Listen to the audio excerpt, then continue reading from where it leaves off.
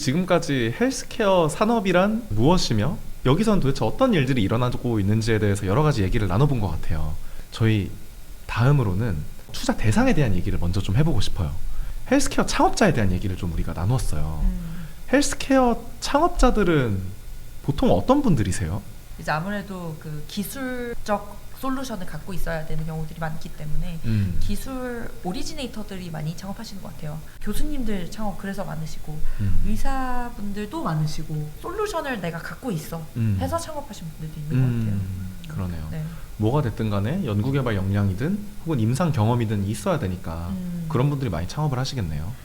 또 반면으로는 아주 IT 오리진인 분들, 예를 들어서 큰 회사에서 어떤 서비스나 플랫폼을 하셨던 분들이 역으로 이 분야가 너무 낙후돼 있다 보니까 이걸 바꿔보겠다. 근데 그런 분들의 장점은 분야에 대한 두려움을 그러지 없어요. 그러다 보니까 그 IT 스타트업의 어떤 빠른 성장 속도 이런 걸 이 영역으로 가져오셔서 혁신을 일으킨 것들이 많아서 그런 분들이 실질적으로 어떤 혁신을 더 잘 일으키신다라는 느낌을 저는 받고 있습니다. 그러면 특히나 저는 초기 단계의 스타트업들, 시드 단계의 스타트업들에 투자를 많이 하다 보니까 창업가를 보고서 투자하는 경우가 정말 많거든요. 좋은 헬스케어 창업가는 어떤 모습을 하고 있나요? 창업자에게 기대하는 투자자의 어떤 마음은 되게 비슷할 거예요. 뭐 꿈도 크게 가지시고 성장을 보여주고 이런 것도 있지만 저는 개인적으로 헬스케어 창업자분들이 있는지 없는지 본 것들이 사람에 대한 사랑과 긍휼함이거든요. 그러니까 사람을 사랑하지 않으면 이 업을 할 수가 없어요. 사람에 대해서 회의적이고 비관적인 사람이면 놓아버리거든요. 근데 내가 이걸 만들어서 좀 더 사람이 편해질 수 있지, 건강할 수 있지, 병원에서 일하는 사람들이 좀 더 편하게 일할 수 있지, 그런 마음을 가지신 분과 아니신 분에 따라서 헬스케어 영역에서 창업을 하겠다, 안 해, 이걸 그냥 그만두겠다, 이게 좀 결정이 돼요. 세 분은 헬스케어 섹터를 봤을 때 어떤 투자 기회들을 좀 주목하고 있으세요? 사실 투자를 통해서 투자자들은 배우게 되잖아요. 그래서 새롭게 하게 되시는 생각도 있을 수 있고. 저는 좀 예방의학에 큰 틀을 좀 맞추게 되었거든요. 질환이 진단되고 이제 치료를 하게 되면은 써야 되는 이제 비용들이 익스포넨셜하게 증가할 수밖에 없는데 이제 점차적으로 이제 트렌드가 미리 예방을 하자. 비만 같은 것도 이제 치료를 하고자 하는 이유는 이제 당뇨나 이후 발생할 수 있는 합병증들을 예방하기 위해서 하는 거고, 고혈압 같은 것도 향후에 발생할 수 있는 뇌출혈이나 뭐 이런 것들을 이제 예방하기 위해서 다 관리하는 것처럼 예방을 할 수 있는 그런 것들을 투자 포인트로 좀 보고 있고, 결국에는 이제 궁극적으로 질환이 발생할 수 있는 것을 뭐 예방하고 딜레이 시켜가지고 최종적으로 발생할 수 있는 그 사회적 비용을 좀 절감할 수 있지 않을까, 그런 측면에서 좀 투자 기회를 좀 보고 있습니다. 개인적으로는 질병도 시대의 변화에 따라서 달라진다고 생각하는데 가장 집중하고 있는 건 아까 좀 계속 나왔던 고령화인 것 같아요. 질병도 트렌드가 있어서 옛날에는 감염병을 많이 치료하려고 그랬고 이제 암도 굉장히 많고 예방 니즈가 더 커지지 않을까라는 생각이 들어서 고령 질환에 좀 관심을 갖고 투자 기회를 보고 있습니다. 저는 관심 있고 이게 투자 기회가 있는 분야가 의료에서 가장 낙후된 분야가 어디인가 생각해봤을 때 의외로 수술이거든요. 수술이 정량화가 안 돼 있어요. 이 수술이 잘 된 수술이야? 분명히 AI나 어떤 여러 센서들도 많이 발달했고 비전도 발달했으니 그런 영역에서 분명히 혁신이 일어날 거라고 생각을 하거든요. 저도 이제 수술과를 다녔는데 수술하는 사람들끼리 계속 싸우거든요. 그리고 이걸 어떻게 정량화하느냐. 어려운 환자를 받는 의사는 당연히 수술 결과가 더 안 좋게 나올 수밖에 없어요. 근데 우리가 그런 것들을 너무 간과한 거 아닌가? 최대한 이거를 정량화하고 이런 노력을 해봐야 우리 의료가 발전할 수 있지 않을까라는 생각을 하고 있어서 이런 것들이 지금에야 가능할 수 있는 이유는 센서들 정말 많이 발달했고 AI 많이 발달해서 그런 영역에서 저는 투자 기회를 좀 보고 있습니다. AI의 발전이 의료에서 정말 많이 사실 변화를 갖고 올 영역이라고 생각이 되는 게 정보량이 너무 많다 보니까 특히 영상 데이터라든지 AI에서 원래 연구 가장 많이 되는 게 1번이 자율주행이고 그 다음에 바이오 그 헬스케어라고 하더라고요. 그러다 보니 처리되어야 하는 데이터 양이 워낙 많다 보니까 데이터 처리가 가능한 양이 늘어나면 자연스럽게 의료 퀄리티도 같이 높아지지 않을까라는 생각을 하고 있습니다. 그 수술장에서 수술을 할 때 영상을 촬영을 하거든요. 근데 맞아요. 그게 하나가 10GB예요. 수민님 말씀대로 데이터가 너무 크니까 정말 큰 규모로 해야 돼요. 또 결정적이고 이거는 의료 데이터 기본적으로 개인 정보잖아요. 높은 수준의 보안을 요구하기 때문에 이거를 인터그레이션하고 러닝에 쓰는 게 쉽지가 않아요. 그러겠네요. 사회적 함의를 이끌어내야 돼요.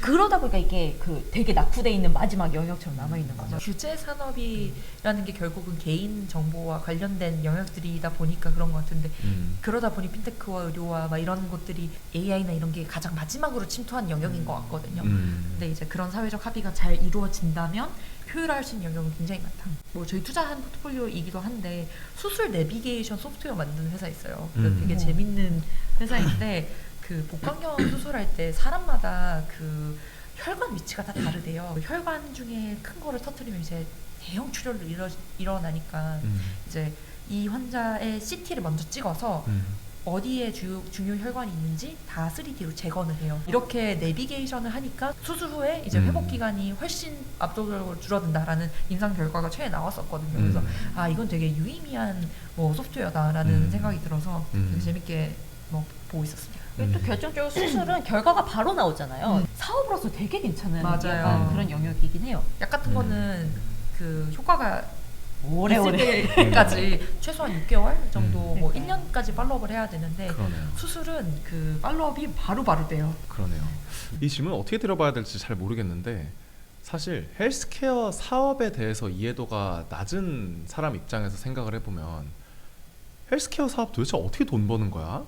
거기에 투자하면 어떻게 주가가 올라가고 막 그런 거야. 이거에 대해서 좀 이해도가 좀 낮은 것 같아요. 그러다 보니까 많은 사람들이 헬스케어 회사들 주가 다 뻥튀기 아니야? 라고 생각하는 경우도 있는 것 같고 헬스케어 스타트업들은 어떻게 돈을 벌게 되고 그것이 주가의 건강한 상승으로 이어지는지 이 그림이 어떻게 되는지가 좀 궁금하거든요. 신약 개발 회사랑 헬스케어 회사는 나눠서 보면 좋을 것 같은 게 신약 개발의 R&D 주기는 기본적으로 15년이기 때문에 훨씬 긴 것 같아요.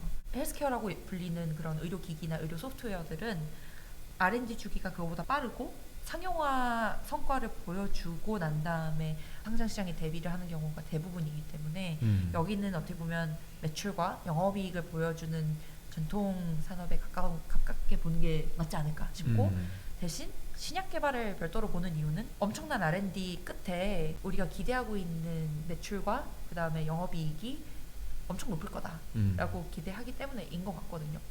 개인적으로 제가 처음에 신약 개발에 들어오게 됐던 이유도 그것 때문인데 엄청난 고부가치 산업이다 라는 거 딱 느꼈던 계기가 화이자 이런 애들 매출을 보면 40조? 뭐 100조? 막 이렇게 벌어요. 근데 거기에 매출 원가는 거의 뭐 20%? 거의 대동강 물 파는 느낌이에요.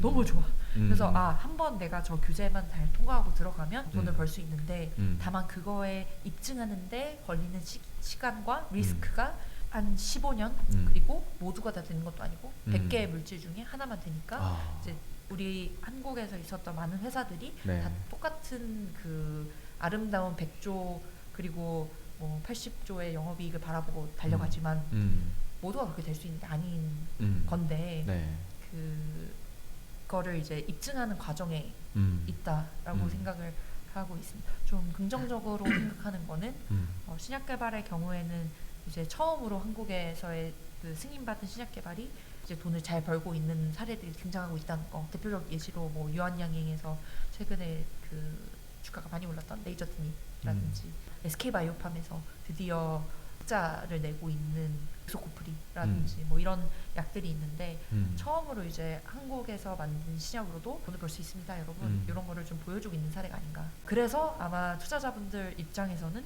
이거 우리가 기대하는 매출과 영업이익은 언제 오는 거야?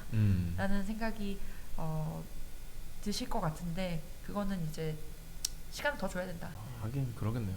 사실 서비스 플랫폼 투자자들도 맨날 허구한 날 앱 다운받아보고 허구한 날 소프트웨어 써보고 그러고 있잖아요. 이제 브라이언 존슨이라고 그분도 이제 벤처 투자자이긴 해요. 그분이 실제로 나의 몸을 이제 젊게 해보겠다라고 해서 여러 가지 실험하는데 생각보다 그분도 벤처 투자자다 보니까 과학에 기반된 그런 시도를 많이 해보시더라고요. 그중 하나가 혈장 교환 페르시스였어요. 그런 의미에서 그 웰에이징 영역은 비교적 건강한 일반인인 심사역들이 체험하면서 그렇겠네요. 좀 투자할 수 있는 영역인 것 같아요. 그래서 개인적으로 시니어 산업에 관심이 많다 보니까 봉사활동 다녀요. 주간보호센터 가서 어르신들 함께 케어하는 거가 얼마나 노동집약적인 산업인지 직접 체험하고 그래서 이거 인력으로 로봇을 대체 안 된다. 이거는 무조건 인력 돌보미가 필요하다. 실제 교류하면서 느낄 수 있는 그런 것들을 좀 하려고 노력하는 것 같아요. 짧지 않은 시간 동안 헬스케어 투자에 대한 이모저모에 대해서 정말 이야기를 많이 나눠봤는데요. 소감을 한마디씩 좀 나눠주실 수 있나요? 오늘 어떠셨어요? 수민님부터 얘기해주세요. 오랜만에 그 헬스케어의 정의부터 좀 다시 생각하다 보니까 내가 뭘 가설을 가지고 이 업을 투자하고 있었지라고 좀 돌아보는 계기가 됐고 또 두 분이 그 갖고 있는 백그라운드가 달라가지고 좀 저의 엣지를 반대로 좀 찾으려고 했었던 시간이어가지고 되게 돌아보는데 되게 재밌는 시간이었던 것 같습니다. 네. 주현님은 어떠셨어요? 저와 같은 또래 이렇게 좀 젊은 투자자들이 이 분야를 정말 진심으로 사랑하고 어떻게든 잘 되기 위해서 고민을 하고 있구나라는 생각이 들어서 저 이렇게 우리 만식님, 수민님, 재구님 다 너무너무 지속적으로 이런 관계가 지속됐으면 좋겠다라는 생각을 했고 같이 잘해서 이제 자본적으로도 어떤 성과적으로도 좋은 결과가 낼 수 있도록 함께 힘냈으면 좋겠습니다. 네. 만식님은 오늘 어떠셨어요? 네, 저도 두 분이랑 같이 얘기하면서 되게 많이 좀 식견도 넓어지고 좀 많이 배우게 된 것 같고요. 저희도 이렇게 많이 고민하고 뭐 생태계나 고투 글로벌 하거나 이럴 때 있어서 좀 많이 좀 기여를 하고 싶은 마음에 이제 그런 말씀도 드리는 거고 창업자분들께서 좀 이해를 해주셨으면 좋겠습니다. 사실 헬스케어 섹터는 막연히 어렵고 부담스럽고 딴 세상 얘기처럼 막연히 생각하고 있었던 것 같아요. 그런데 세 분 오늘 대화하시는 것 같이 따라가면서 사람의 건강과 행복과 연결되어 있는 그냥 우리 삶을 정말 근본적으로 혁신할 수 있는 영역이 헬스케어 영역이잖아요. 그래서 그냥 굉장히 가까운 영역이고 굉장히 큰 변화가 만들어질 수 있는 영역이라는 생각이 들어가지고 되게 친숙함이 저는 많이 느껴졌던 시간이었던 것 같아요. 미래에 대해서 긍정적인 기대를 가질 수 있는 시간이어서 저는 오늘 대화 굉장히 즐거웠던 것 같습니다.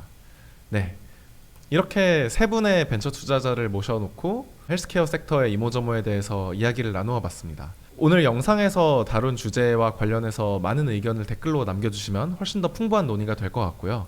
저희 퓨처텔러 팟캐스트도 구독, 좋아요, 알림 설정 많은 관심 부탁드리겠습니다. 감사합니다.